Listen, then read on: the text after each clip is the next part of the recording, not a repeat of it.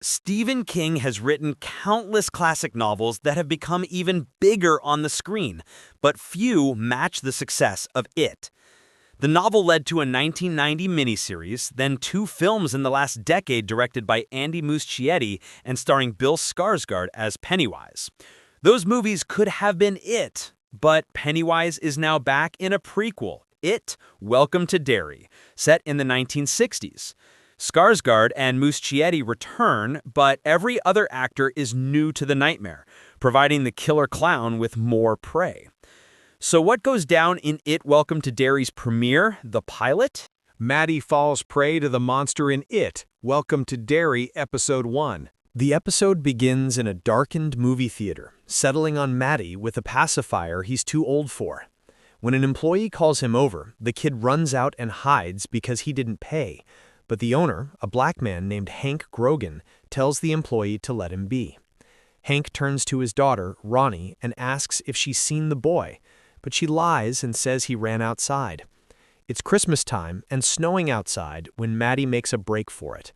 Later, he's walking alone, putting out his thumb to hitch for rides when a car pulls up with a couple and 2 kids inside. They let Matty in and ask where home is. Anywhere but Derry, he says. The family listens to the radio as the son practices his spelling out loud, while the daughter reaches into a container filled with liver and smells her fingers before sticking them under Matty's nose, making a crude joke that the family all laughs at. A road sign indicates they're now entering Derry, which they had just been leaving a minute ago. Matty asks them to pull over, but the car keeps going, with the family acting more bizarre. Desperate, he tries to grab the steering wheel, only to be knocked into the wife's pregnant belly.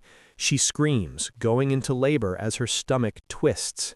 O-U-T, the family chants as blood pours from her crotch and something inhuman comes out of her. The boy looks over the seat, and up flies a demon baby with wings, causing havoc in the car, all while still attached to its umbilical cord. Matty squeezes his eyes shut, but the monster rushes him, and his pacifier goes flying out of the window, his fate ultimately left unknown.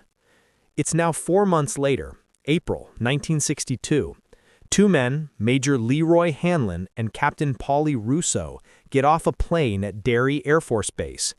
They see a restricted area named for special projects, but they're not going there. Hanlon says that he and his wife are in search of normal, but their superior, Colonel Fuller, tells them that if normal is what they're after, they'll love Derry.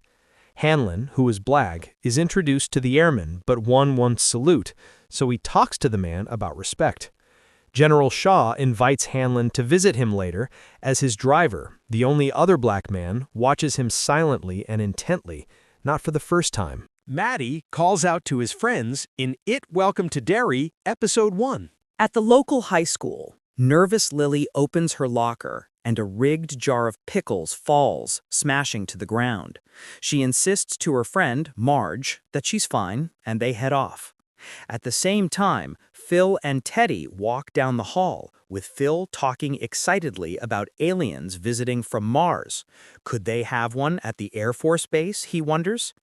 At Teddy's house later that night, Phil is still going on about aliens, but his friend isn't paying attention, still dwelling on Matty's disappearance. As Lilly draws a bath at home, she flashes back to a memory of Matty when they were in the abandoned observation tower at the Air Force Base. He asks what happened to her dad, so she tells him about how he was crushed by machinery at the factory where he worked.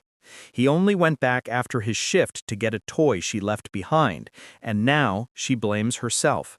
Fireworks go off, and Matty wishes Lilly a happy new year, but when he leans in for a kiss, she retreats, scared.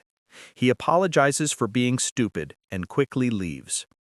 In the present, Lily's mother reminds her that they're going to the cemetery tomorrow, despite her refusal, and that she needs to realize that she's not the only person to ever have something horrible happen to her. Alone in the bathroom again, Lilly hears Matty singing The Music Man from the bathtub drain. "Come home," she begs. A voice calls back, "He won't let me," before 2 bloody fingers poke through the drain. The next day, Phil and Teddy are riding their bikes when they come across Lilly. Marge doesn't want to talk about what happened, so maybe they will. They go to the clubhouse where she tells them about hearing his voice in the drain. When they find it too difficult to believe her, a frustrated Lilly storms off. That night, Teddy is eating dinner at home with his parents and brother, a deeply devout Jewish family. Teddy asks his dad whether a kid could be kidnapped and kept underground in the sewers for months. His father talks about his parents being in a concentration camp, and the skin of Jewish people being used for lampshades. Later, Teddy is reading a comic book in bed when his lamp goes out. It then turns back on to reveal Matty's face has become part of the shade. Teddy jumps and falls off his bed, crawling under his desk and covering his eyes. That won't stop the lamp from rolling his way and Matty's face screaming at him. But then, just like that, it's gone, like it never existed. Lilly's new friends are killed in It Welcome to Derry Episode 1. The next day at the clubhouse, Phil is freaking out that he's next, but the group can't tell anyone until they find out what happened to Matty.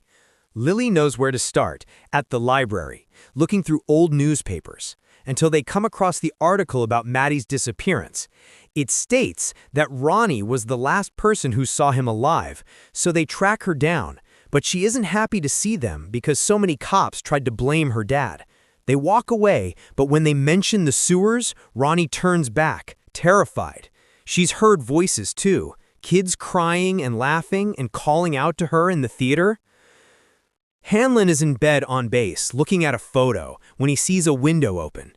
He closes it, but never sees a masked figure standing outside in the darkness. Minutes later, he opens his eyes to see one man, and then a second, wearing gas masks and looming over him. They beat him, telling him to give them the specs for the B-52 if he wants to make it out alive. Hanlon refuses because it's classified, so they beat him some more. One pulls out a gun and threatens to shoot him. He still won't talk, but, distracted by a knock at the door, Hanlon fights back. Polly bursts in and helps him fight the masked assailants, chasing them off. Since Matty's voice had been singing from the Music Man from the drain, all the new friends, along with Phil's little sister Susie, go to the closed theater to find a print. When the movie starts, they hear Matty's voice again, and there, in the movie somehow, is Matty, staring right at them. He slowly walks toward the screen and calls out to his friends, telling them they can't get him because they're the reason he's trapped. Then, a terrifying smile comes across Matty's face, and his lip drops. A baby in his hand comes through the screen, the same devilish winged creature from the beginning. It's there for a second, then disappears, only to pop up again and crawl over the seats toward them. Some run, some hide. It picks up Teddy and rips him in half. It bites down on little Susie next. Lilly crawls out of the aisle toward Ronnie, covered in blood. Everyone else is gone. They make a run for it, trapping the thing inside. In the lobby, Lilly looks down to see that she's still holding on to Susie's stump of a hand and screams in horror. In one moment, almost all of her new friends are dead.